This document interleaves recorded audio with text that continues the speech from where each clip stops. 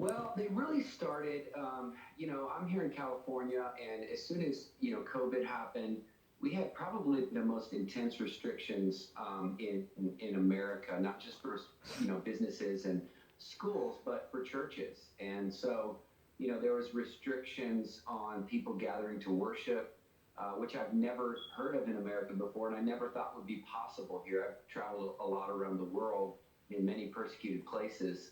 But when it happened here, and then on top of that, there was a crazy order by the governor here not to allow singing in church.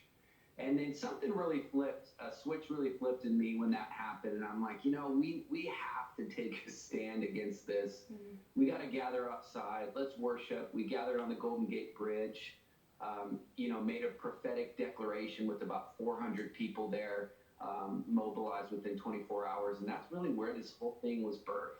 Yeah. Well, you had a Riots to Revival concert in Portland, plus one that drew tens of thousands of people in Washington, D.C. I was present.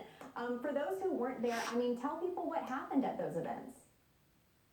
Yeah, I hesitate to use the word concert. A lot of people use that, and it just helps give them a frame. But for me, this is just a cry for revival. Yeah.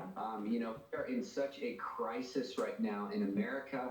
This has been a very intense year.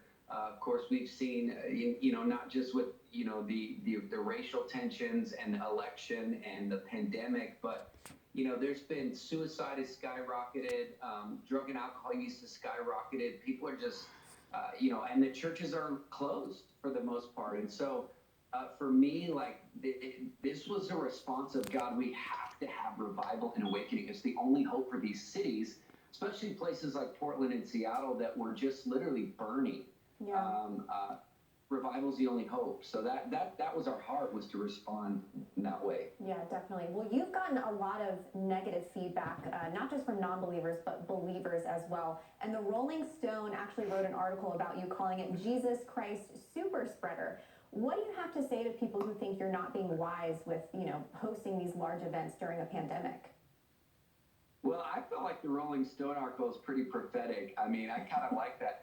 At the time, I was like, what? But I actually really prophetic. Jesus Christ super spread. That's what we're all called to be, especially in this season. My response to people would be, we have not yet had one case of COVID tracked to any of our 50 gatherings. They've all happened outdoors. Yeah. People are socially distant. We provide masks, and a lot of them want masks. Yeah. We're doing art, and we're actually being way safer, in my opinion. Yeah. I wish we had more time with you, Sean. I highly recommend people go out and get his book, Brazen. I couldn't put it down. Thank you so much for being with us, Sean. Gordon? All right, we have a scripture for you. Oh, come, let us sing to the Lord. Let us shout joyfully to the rock of our salvation. And let me encourage you, please be a Jesus super spreader.